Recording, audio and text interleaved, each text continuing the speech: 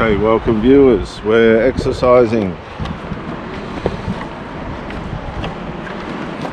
I'm 3 months into a breakup now as a result of covert emotional incest. It appears to me, as I study the situation amongst women and the dating scene, that there is tremendous frustration taking place amongst women because of the lack of suitable males at my age, over 50. Fitness, health, mindset, mentality. Bit of wind today. I know, I'm not impressed. It's cold. It's from yesterday. Wow, look at you guys. Hey, mate. This wind should drop, but it's from yesterday. I'll just take this one, Halo. Yeah, this one's gone forward, but look a bit. Yeah, I can't go it.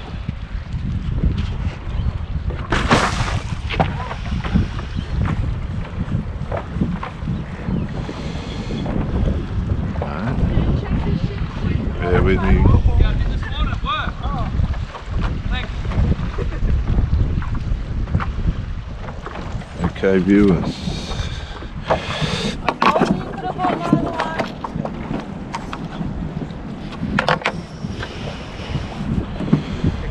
Alright, let's go.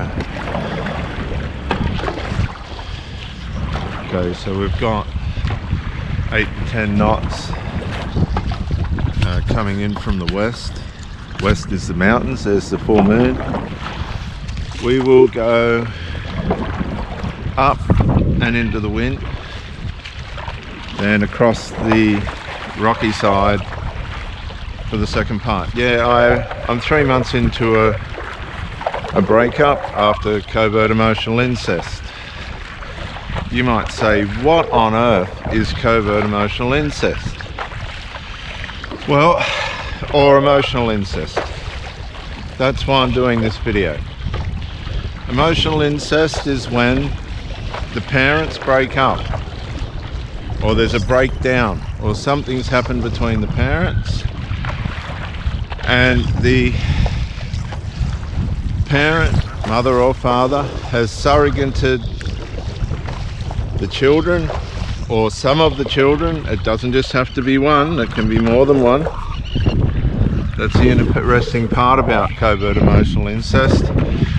It takes no prisoners, and due to the separation between the adults, with the children still being present, the parent now confides in the teenage or adult child after surrogating them by choice, by conscience, out of the trauma of the breakup to become their partner, their little husband or their little wife. Now, there's a few ways the lead up to this can happen. If the mother, and I've dealt with mothers, so let me go down that road because I know more about it, but I would say you can make it interchangeable with the father.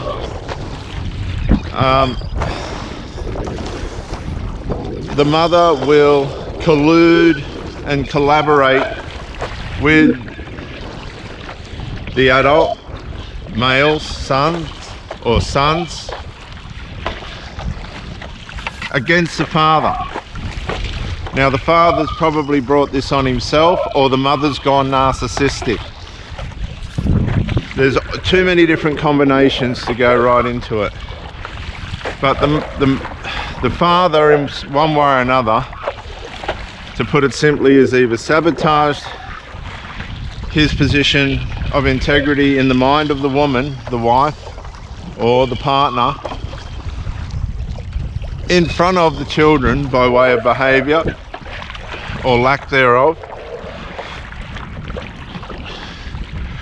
in a way in which his authority has been lost with the mother. She's given up, and the children have watched this and have now collaborated with the mother in a corroboree, as it were, to demasculate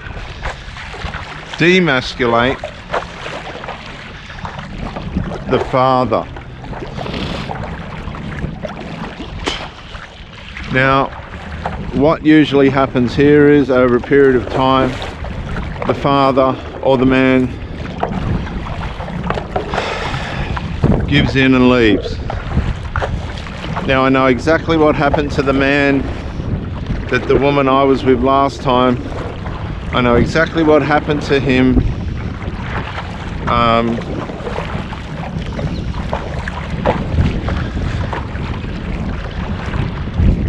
And how the woman and these male sons executed his position in the family and sabotaged him. But I also know how he caused it to happen by way of alcoholism and probably drugs, deviant sexual behavior, which is, as the relationship degenerates, so does the sexual behavior. It degenerates as well, because the mind of the people in the relationship, when they know it's going out from underneath them,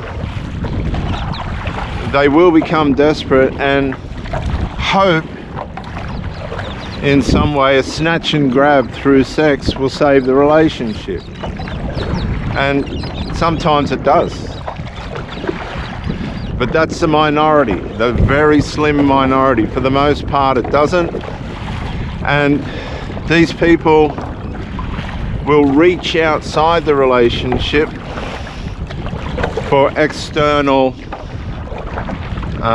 validation, encouragement, and intimacy to escape all the chaos and trouble going on inside the marriage or the partnership in which the children have been brought into the world. You'll find that the man will snatch and grab for whatever he can get by way of female comfort. In most cases, a lot of cases, it could be the best friend of the person, a family member, a sister or something like this of the person, because familiarity has a way of bringing intimacy much quicker. But it usually doesn't work for very long.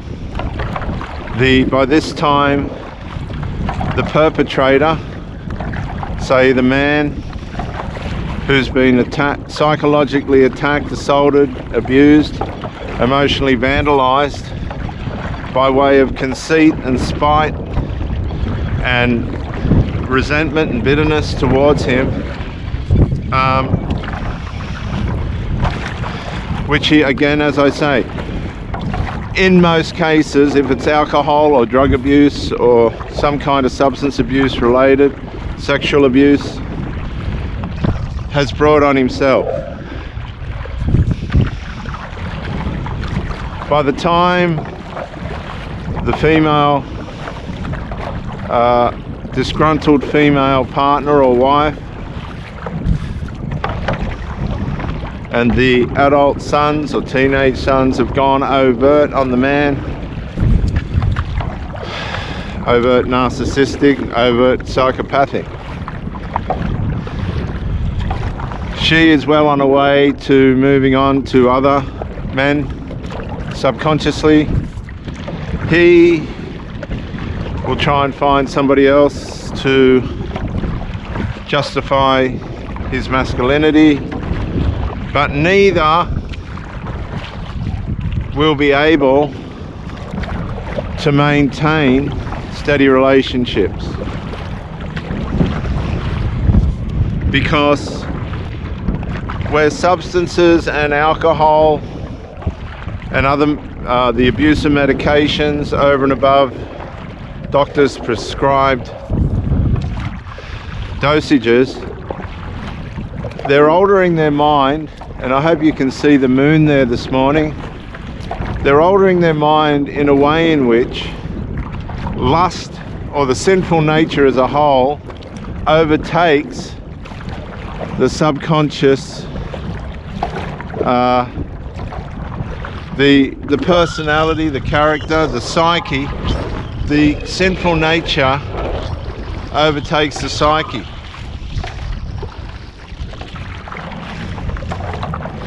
Now, what this does is lead these people in a pursuit for easy sex. They've lost confidence in them in the most part because of the abuse and their abuse of themselves. They've lost confidence in how or why a committed, constructive relationship works. As we look back at the sunrise, they have serious issues with the opposite sex, but still a need for the opposite sex. They find themselves in situations that are undesirable with strangers. The children watch this behavior and replicate it. If the adults are addicts and alcoholics, the majority will follow in that vein. Some will go, no, I'm not doing that like I did. But from what I've seen, the majority will go down that vein. The parent who has colluded and collaborated with the children to execute the position of the father and annihilate him from being in the house, which gives the boys, the young adult males, the golden child and possibly the scapegoat, a sense of more authority over the mother. This suits the mother because she knows that the children are not going anywhere. They won't be able to, because she deliberately makes them dependent on her. I've even had one of these women, the last one, and it was not because of completely because of a fear of suicide. She said she was worried that he was going to commit suicide, this kind of thing. It was quite pathetic, actually, and I say that respectfully. It really was. It was just pathetic, the way in which this woman had allowed the golden child to overtake her. As we turn for the sunrise,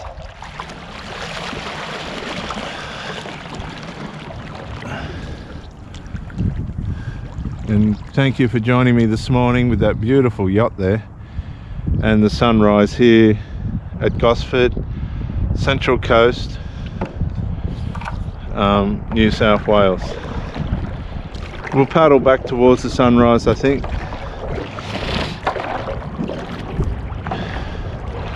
I think she was more concerned about losing him as a surrogate partner, because the enmeshment of this mother and son, and I'd just come out of a marriage that was destroyed by emotional incest and narcissism in the children and the mother. And I don't say that lightly. That's the only way I could have diagnosed what happened. But this woman was so scared of losing her little husband, right? And I know that sounds bizarre, but I saw it with my own two eyes. Losing a little golden, precious child, that she was psychologically disheveled. I've seen some strange things. Like I've seen little 10-year-old or whatever teenage boys ringing bells in their bedroom and the mother come running. I used to fit blinds, I'll never forget it. And I could hear this bell, right? I'm just trying to demonstrate to you how twisted and evil this is. I could hear this bell ringing downstairs, and you'd see the mother scurry across from the kitchen down the stairs. And so it came time to go downstairs and put the blinds in this room. And there's this little, I don't know, 8 to 12-year-old boy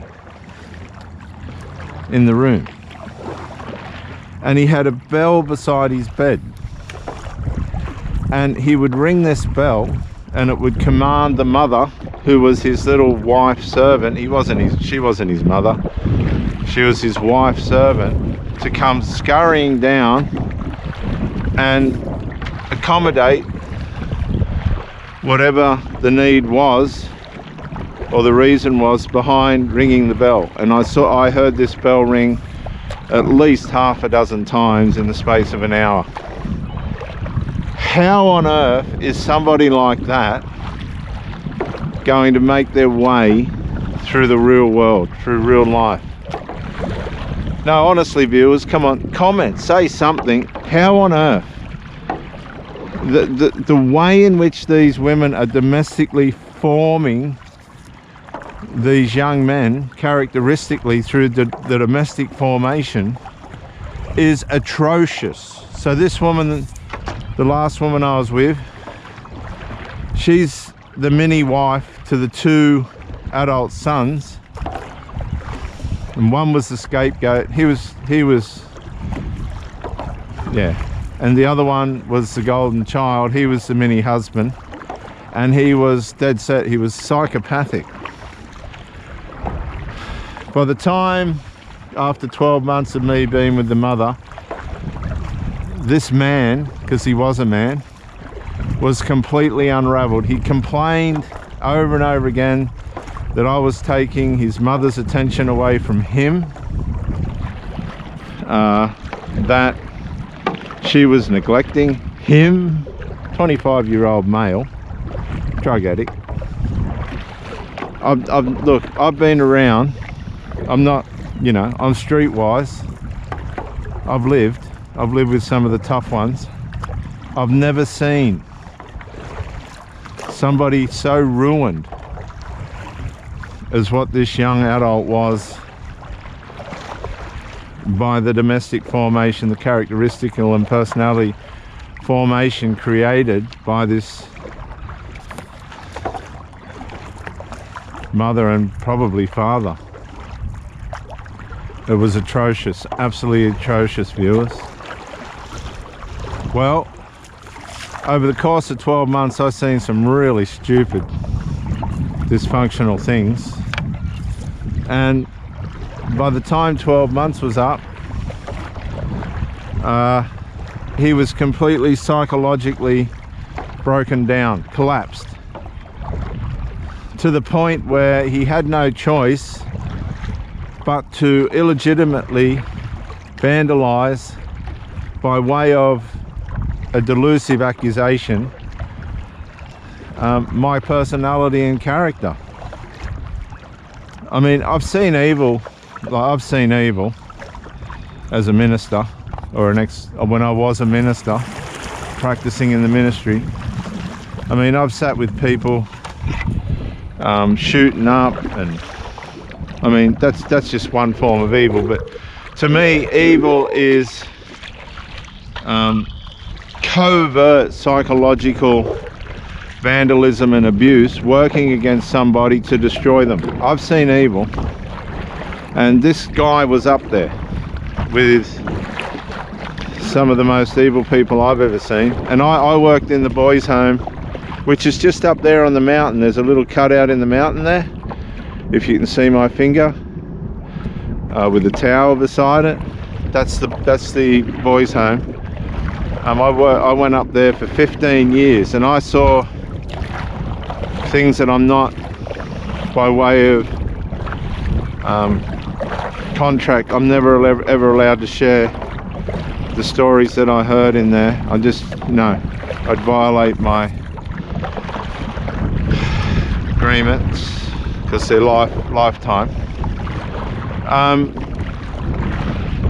This guy, I don't care what she says or he says, was a real concern, a real worry, right? A definite worry. And so was the children of the woman I married. One went so far as the bully daughter, the masculinized daughter. She was a malignant narcissist. She went so far as running around trying to go ahead and vandalize my person before I was even involved with people. This woman, dead set, she didn't realize how evil she was. So you have these evil characters running around by way of being spoiled or not raised properly by the parents.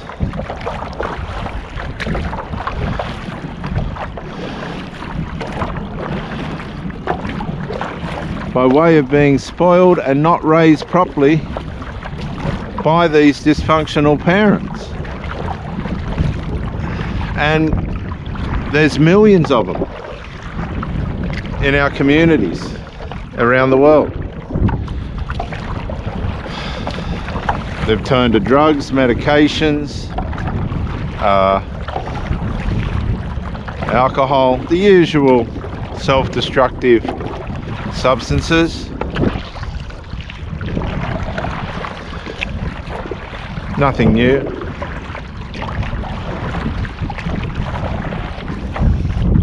And so I'm at this point, I should have been long gone from this relationship. When the character assassination took place and the woman was there, this is how deliberately blind they are and how deep the control is over these parents by these young, evil men, psychopathic men. I thought to myself, I said to this woman, you say you want peace, but I could see that she enjoyed the mayhem and madness and toxicity of the dysfunctional sons. And she'd been used to it by the alcoholic, drug addict husband.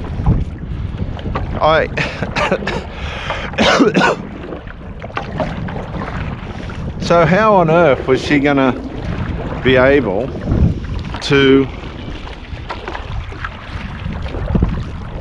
operate in a relationship that was stable and productive? Well, guess what? Neither of them could. Neither of the emotional incestual women could.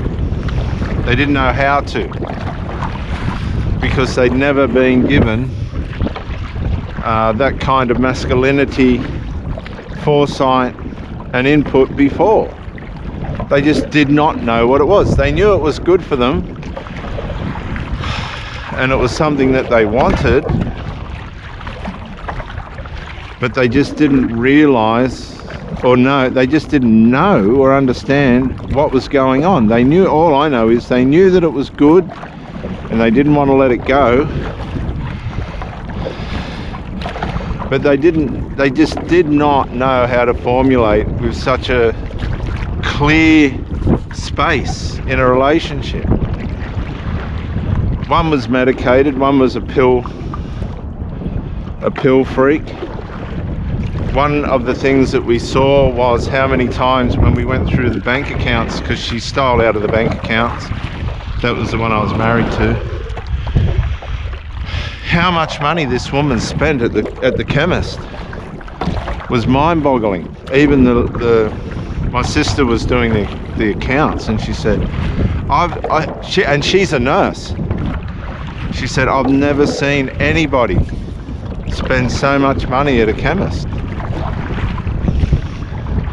Now, when you think about the money these addicts waste on their habits, and you look at what they've accrued in life, there's nothing. They've made the wrong decisions. They've had, you know, these great visions. One had this wonderful vision of building a retirement village and this and that for handicapped people, and I'm thinking to myself, honey, you haven't even got your own any savings. You know, and I thought, we got these grandiose ideas, but they're never going to happen. And you'll see this with narcissistic damaged person. Well, let's just say DG, the DW, people that are damaged. PD, people that are damaged. And it's, again, it's not being judgmental or trying to pull people down. It's just a reality of what can happen to people if they don't make right decisions. And a lot of them just aren't going to. Before you know it, they're 30, 40, 50, in some cases 60, and it's too late. They're set in their ways. They've accepted that all the hundreds of thousands of dollars that they've made and wasted supplying their children, themselves, and paying their rent hasn't paid off, but they accept their lot because it's all they know. When they come across somebody that has made the right decisions, has looked after themselves, is a bit wild, they just can't comprehend how it can be.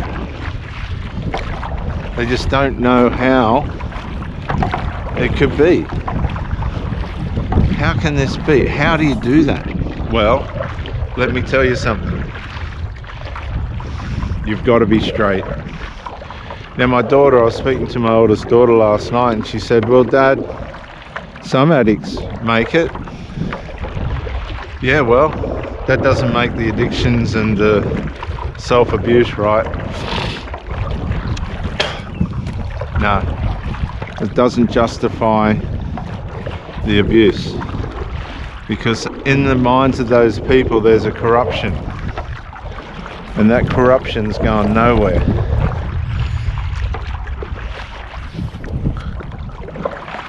For no one.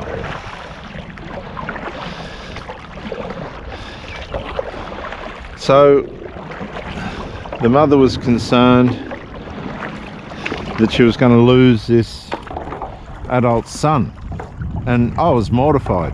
I'm thinking to myself, how deep does this go? How deep does this emotional enmeshment go?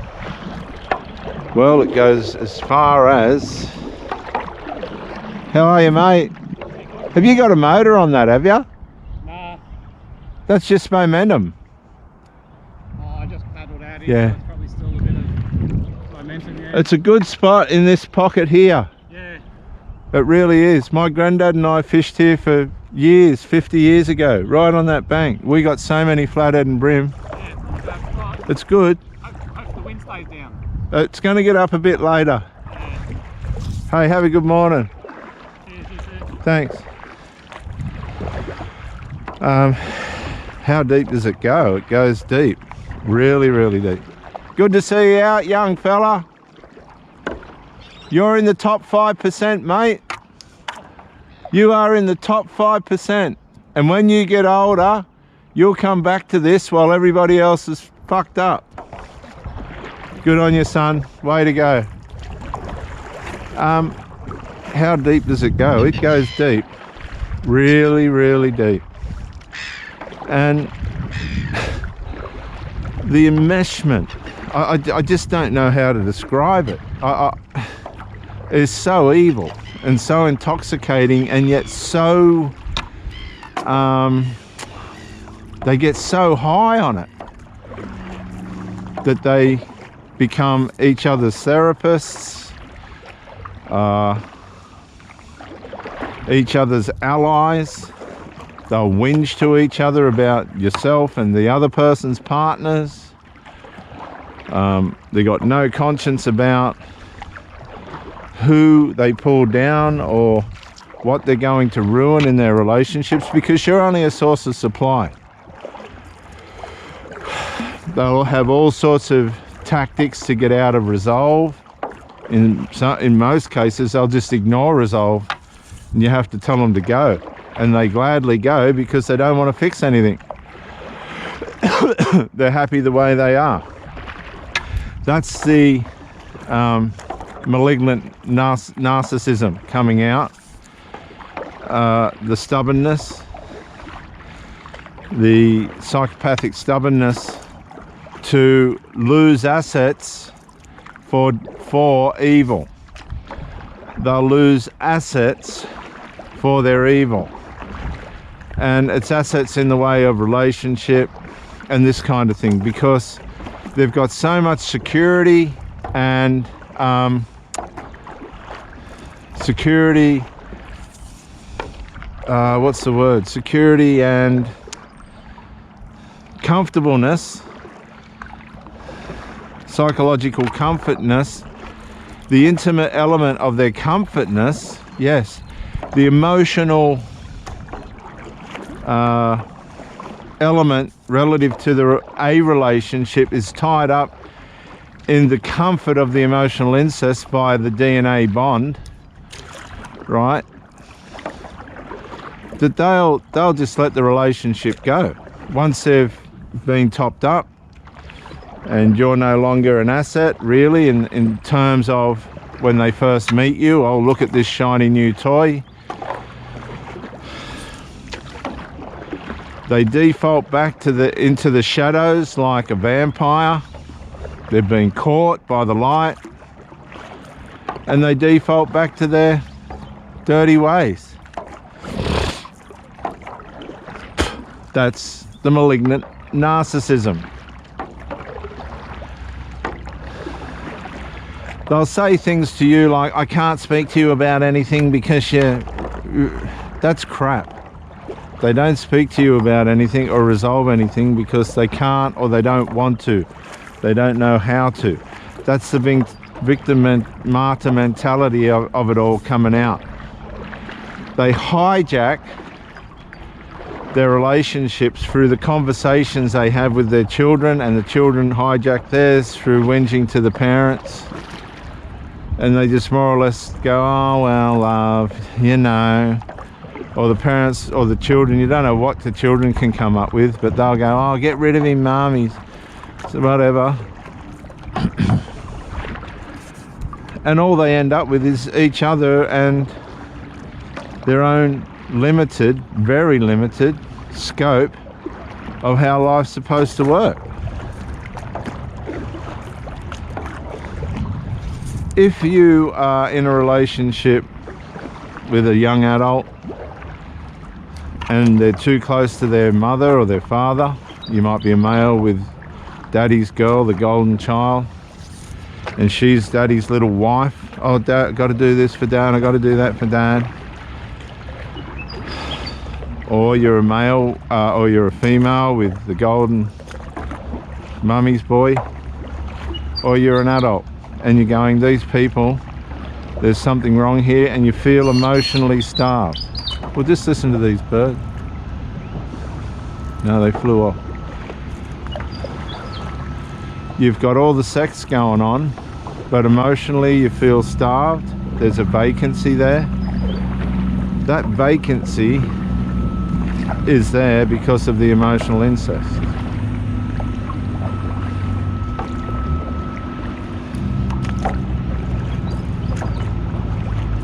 You better believe it. the parent and the child are so tied up with one another intimately, emotionally, on an emotional level. They're so committed to one another within their tribe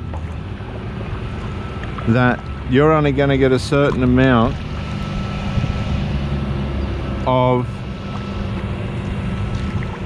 that person. They are not going to function the correct way, the normal way, in their intimate relationship. Now, if you can recognize this, you'll see your boyfriend ringing their mum all the time, or your girlfriend ringing daddy all the time. If you're out with a parent, the phone will be ringing constantly from these adult children. You will, I've had them interrupt date nights because of control over the parent. If the parent doesn't come and talk to me, I possibly could commit suicide. This is what I mean by they become the counselors and therapists of each other, and it doesn't work. In fact, it only makes things worse, because that's a deeper form of abuse. That's 101 bad parenting. A good parent, if a child threatens to commit suicide, will immediately direct that child to professional help. The reason why they don't do this is because they get great satisfaction and bonding out of the idea that they know all the answers, and they don't. I've stood there and I've seen it. My ex-wife, I just saw her the other day at the psychiatrist or the psychologist for the son. After all these years, they're still, because they don't want to face the issues. They've been taught not to face the issues. That's what it is. And all the unresolved builds up. And this is where a lot of the psychological trouble comes from. These children never had the privilege to see how resolve works. They just see mummy running off with another bloke, getting pumped and dumped, and then coming back to the father beleaguered. The father coming and going to bang mummy after the breakup. Mummy, they get with all sorts of strange people, and the children are aware of it. And everything just comes dislocated, fragmented, and running on unresolved. There's no resolve. So how are the children supposed to be problem solvers? They're not. They just go through life sweeping everything under the carpet like the parents did, and using medications and substances to take away the pain. There is no resolve because they haven't been taught it. I'll tell you how bad it gets. I've seen a 25-year-old male with a little cut on his finger, and I used to be a slaughterman. I've seen fucking people lop their fingers off. I nearly chopped my thumb off emptying gallstones on the beef slaughter floor one day. It took 6 months for me thumb to hit. This guy comes down with a little cut. Me and the mother are trying to build a relationship, watching telly. Oh mum, I got a cut on my finger. Can you come and look after it? And she looks at me. I couldn't care less. It's their lives, not mine. I couldn't care less. She looks at me and embarrassed. And I just thought to myself, this is going to be a limited relationship. I knew there was no way in the world that relationship was going to last. I just knew. Because the woman, her relationship emotional core had been surrogated over to the children, and it was so far gone that it was not going to be retrievable. I knew I was only going to get a certain element of this woman, which was to keep up her sexual supply, and that was it. Once I got sick of her, I knew that that was going to be it, and it sure was. It just really was.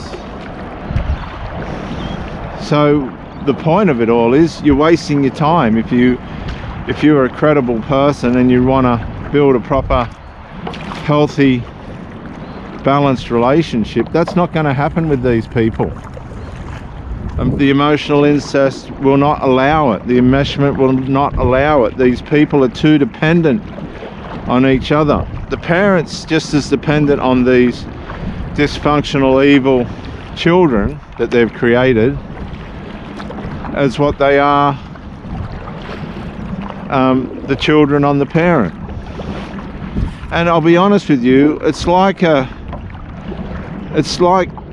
one of those, it's like the situation where you're seeing just an inbred family. That's what it's like. Add drugs and other shit to that, and you're witnessing, you know, the opposite of what really should be going on.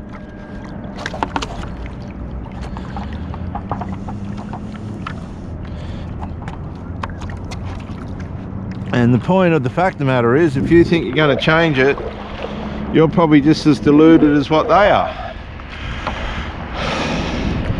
So having an awareness of it, meeting this person,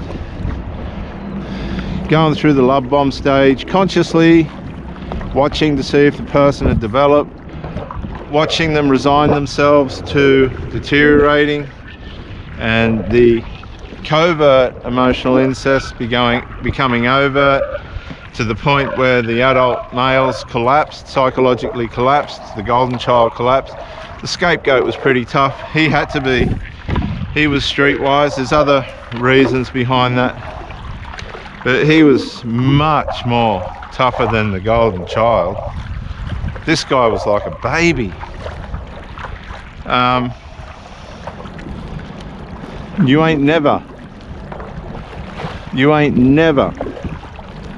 gonna get past that stuff. My advice is, as soon as you're aware of this, to back out. Don't waste your time. They can get other people to have sex with. That's all you are. You might be a woman, marry. I've heard horrendous stories from all over the world about women that have been with the golden child, and they're always running to mummy. Mummy has to save them financially. Mummy, can you give me some money? You know, and these people are supposed to be in marriages and adult relationships, and they're just not capable because they've been raised, deliberately raised, to depend on the parent. The mother has deliberately made it. I told you, I'm frightened of losing him, so that they don't lose them. They can lose the relationship.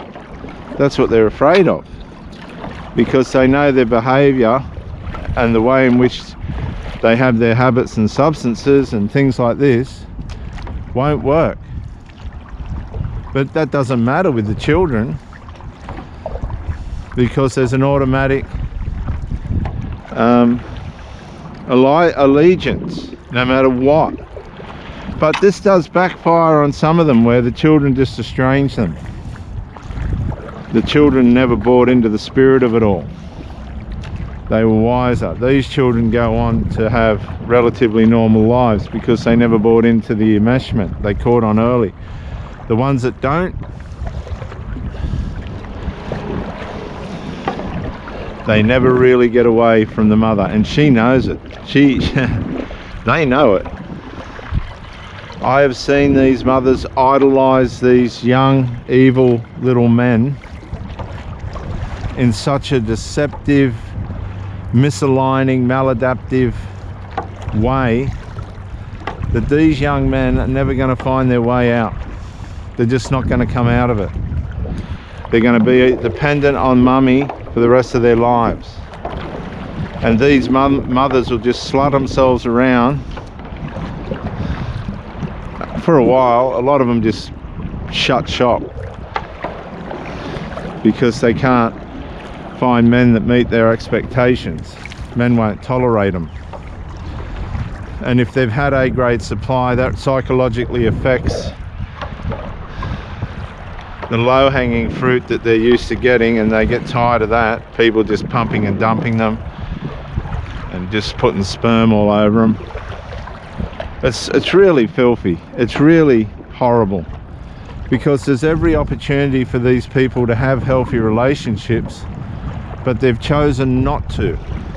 Deliberately chosen not to, by way of personal dysfunction, psychological problems that are run by the carnal nature and lust. This is Reverend Dr. J.W. Morrison, theologist at Gosford on the Brisbane Water, bringing this message to you on emotional incest and the inner workings of it to a point. There's way more to it. If this video has helped you in some way, and I've had some technical problems with the videos, I do apologize. I do hope that you think it would be fair for you to subscribe, or at least press the like button. And if you like this content and you think it can help somebody, do share it. And I will say again, thank you for joining me. I'm leading by example, showing you that you don't just sit around and do nothing. You get out and live. Look, can you hear the seagulls and birds? Thank you for joining me. I'll see you and talk to you very, very soon. Bye for now.